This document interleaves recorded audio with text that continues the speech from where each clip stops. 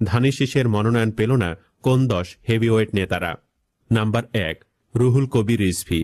আগামী জাতীয় সংসদ নির্বাচনে বিএনপির প্রার্থী তালিকায় 237 জনের মধ্যে যাদের জায়গা হয়নি তাদের মধ্যে সবচেয়ে বড় নাম দলটির সিনিয়র যুগ্ম মহাসচিব রুহুল কবির রিজভী। বিএনপির যখন কোনো অস্তিত্বই ছিল না সেই খারাপ সময়ে তিনি দলটির হাল ধরেছিলেন। সেই রুহুল কবির রিজভী ধানের শীষের নমিনেশন না পাওয়ার কারণ বোধগম্য নয় অনেকেরই। তবে কেউ কেউ মনে করছেন টেকনোক্র্যাট প্রার্থী হিসেবে রিজভীকে মন্ত্রী বানাতে পারে বিএনপি। নাম্বার 2, রুমিন ফারহানা। ব্রাহ্মণবাড়িয়ার 6টি সংসদীয় আসনের মধ্যে 4টিতে দলীয় প্রার্থী চূড়ান্ত করে নাম ঘোষণা করেছে বিএনপি। তবে দলের মনোনয়ন পাননি আলোচিত প্রার্থী ব্যারিস্টার রুমিন ফারহানা, যদিও তার কাঙ্ক্ষিত আসনে কাউকেই মনোনয়ন দেওয়া হয়নি। সম্প্রতি রুমিন ফারহানাকে নিয়ে চরম বিপাকে পড়ে বিএনপি।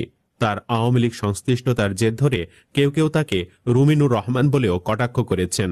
ধারণা করা হচ্ছে রুমিন ফারহানার আসনে শরিক দলের কাউকে মনোনয়ন দেওয়া হতে পারে, আর রুমিন ফারহানাকে পূর্বের সংরক্ষিত নারী আসনের এমপি করা হতে পারে।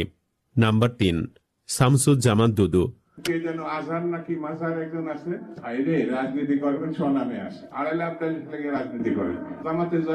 সম্ভাবনা থাকলেও বিএনপির ভাইস চেয়ারম্যান দুদুর মনোনয়ন না পাওয়ায় খুব বেশি অবাক হয়নি দেশবাসী। বাংলাদেশের রাজনীতিতে অনেকদিন ধরেই সবচেয়ে আলোচিত নাম শামসুজ্জামান দুদু। তার একটি বক্তব্য ভাইরাল হবার পর আলোচনার কেন্দ্রবিন্দুতে চলে আসেন তিনি। বিএনপির এই ভাইস চেয়ারম্যান এক বক্তব্যে বলেন, বিএনপির লোকেরা যদি প্রস্তাব করে সেই প্রস্তাবে হাসনাত আব্দুল্লাহ বঙ্গোপসাগরে ভেসে যাবে, আর বিএনপির লোকেরা যদি থুতু ফেলে থুতুর মধ্যে হাসনাত আব্দুল্লাহকে খুঁজে পাওয়া যাবে না। যদি বিএনপির লোকরা প্রস্তাব করে একমাত্র, তাহলে প্রস্তাবের তোরে ভেসে বঙ্গোপসাগরে গিয়ে পড়ব।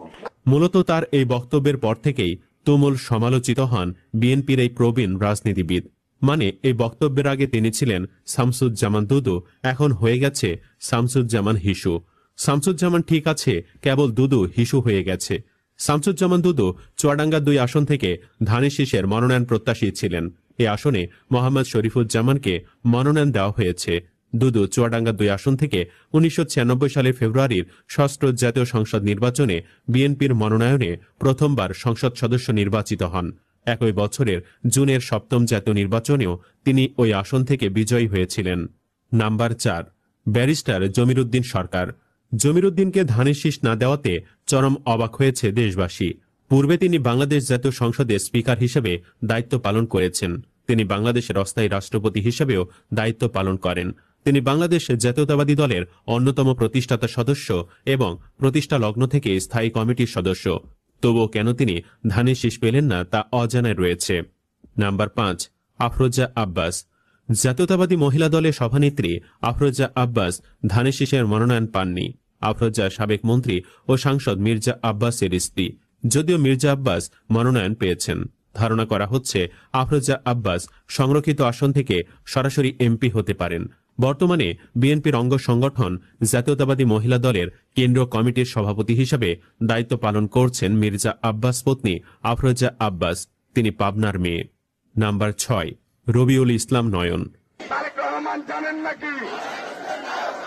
ঢাকা মহানগর দক্ষিণ যুব দলের সদস্য সচিব রবিউল ইসলাম নয়ন। সম্প্রতি চাঁদাবাজি ইস্যুতে তিনি তুমুল সমালোচিত হয়েছেন। নয়নও ধানের শীষ চেয়ে পাননি।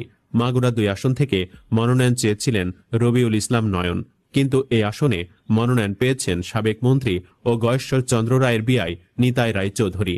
নয়নকে কটাক্ষ করে কেউ কেউ ফেসবুকে লিখেছেন, নয়ন ভাইয়ের জন্য এক বালতি সমবেদনা, কারণ রাজনীতিতে মনোনয়ন না পাওয়া মানে প্রেমে বিয়ের প্রস্তাব ফিরিয়ে দেওয়ার সমান কষ্ট।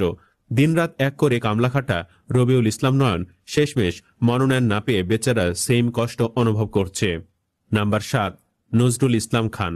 ধানের শীষ পাননি দলটির আরেক শীর্ষ নেতা নজরুল ইসলাম খান। তিনি বর্তমানে বাংলাদেশ জাতীয়তাবাদী দলের সর্বোচ্চ নীতি নির্ধারণী ফোরাম জাতীয় স্থায়ী কমিটির সদস্য হিসাবে রয়েছেন। 2018 সালে একাদশ জাতীয় সংসদ নির্বাচনে তিনি বিএনপির নির্বাচন পরিচালনা কমিটির চেয়ারম্যান হিসেবে দায়িত্ব পান। নাম্বার 8, সেলিমা রহমান। মাত্র একদিন আগেই বরিশালের মোলাদিতে বিএনপির এক শক্তিশালী শোডাউনে বিএনপির জাতীয় স্থায়ী কমিটির অন্যতম সদস্য বেগম সেলিমা রহমানের পক্ষে জনতার স্রোত নেমেছিল। 1 নভেম্বর বিকেলে মুলাদী উপজেলার শফিপুর আদর্শ নিম্ন মাধ্যমিক বালিকা বিদ্যালয় মাঠে আয়োজিত এ সমাবেশে মাঠ উপচে পড়া জনতার উপস্থিতি প্রমাণ করেছে তৃণমূলের উচ্ছ্বাস ও আগ্রহ। কিন্তু সবাইকে অবাক করে সেলিমা রহমানকে ধানের শীষ দেয়নি তারেক রহমান। নাম্বার 9, রফিকুল ইসলাম মিয়া। বিএনপির স্থায়ী কমিটির সদস্য ও সাবেক মন্ত্রী ব্যারিস্টার রফিকুল ইসলাম। অনেকে ভেবেছিল তিনি নিশ্চিতভাবেই বিএনপির মনোনয়ন পাবেন, কিন্তু তাকেও ধানের শীষ দেওয়া হয়নি। ধারণা করা হচ্ছে অসুস্থতাজনিত কারণে তিনি মনোনয়ন পাননি। 2018 সালে জাতীয় সংসদ নির্বাচনের পর থেকে গুরুতর অসুস্থ হয়ে দীর্ঘদিন ধরে বিছানায় শয্যাশায়ী রফিকুল ইসলাম মিয়া। মেরুদণ্ডের হাড় ভেঙে যাওয়া সহ নানা রোগে আক্রান্ত 76 বছর বয়সী বিএনপির এই নেতা। নাম্বার 10, হাবিবুন নবী খান সোহেল। গতকালের আগেও দলীয় সূত্রে জানা গিয়েছিল রাজধানীর গুরুত্বপূর্ণ আসন ঢাকা 12 থেকে চূড়ান্ত মনোনয়নের সংকেত পাচ্ছেন দলটির সাবেক যুগ্ম মহাসচিব হাবিবুন নবী খান সোহেল। কিন্তু সবাইকে অবাক করে তারেক রহমানের সিদ্ধান্ত। হাবিবুন নবী খান সোহেল বিএনপির কঠিন সময়ে রাজপথে থেকে নেতৃত্ব দিয়ে আসছেন। আন্দোলন, গ্রেফতার, কারাবাস সব মিলিয়ে তার রাজনৈতিক জীবন একটি সংগ্রামের প্রতিচ্ছবি।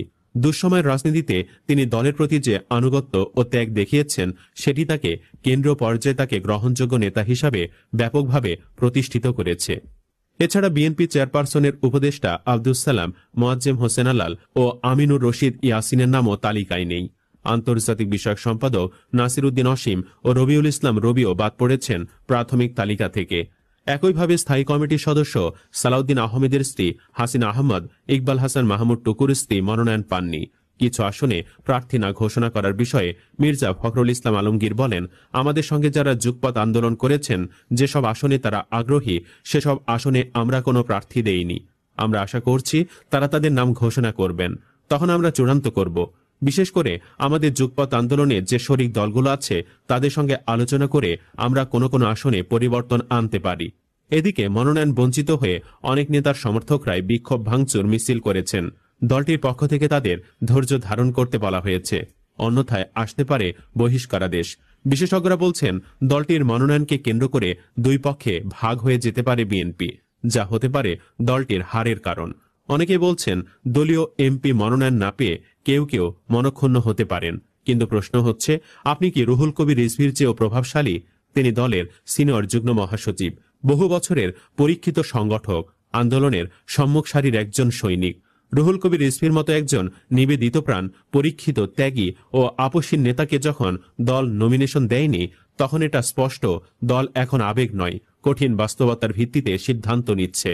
ভাবুন তো, তার মতো একজন সংগ্রামী নেতা মনোনয়ন না পেয়ে দলকে প্রশ্ন না করে নীরবে মেনে নিয়েছেন। আপনি কি পারবেন? তাই যারা মনোনয়ন পাননি তারা অনুরোধ করবেন না অন্যদের পদত্যাগ করার, বরং নিজের দায়িত্ব নিয়ে প্রার্থীদের বিজয়ে কাজ করুন। কারণ এখন সময় অভিমান নয়, সময় ঐক্যের। বিজয় আনতে হবে ধানের শীষের, দেশের। সুপ্রিয় দর্শক, এই 10 নেতার মধ্যে কার মনোনয়ন না পাওয়াটা আপনাকে সবচেয়ে বেশি অবাক করেছে? কমেন্ট বক্সে জানিয়ে দিন যে কোনো একজনের নাম।